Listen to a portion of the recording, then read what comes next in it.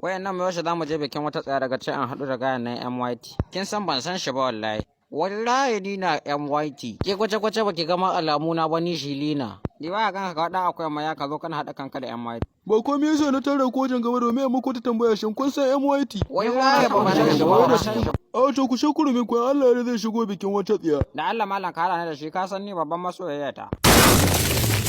Ku kuna nan ba ku labari ga MYT ne ya shigo gari. Wallahi da gaske ya shigo. A yau hotuna da shi sai waye. Bari ma ta Allah ya kwanta. Kai shin wai ku me kuka ma murna haka? Gare bare wallahi wani abun murna na ya samu. Babban abokina ne da shigo bikin aure wata tsaya. Ka MYT ko wallahi ni ma na ji labari. Daɗi na da gana inda ya kaburge da wallahi. Babu ruwan shi bawan Allah da shi.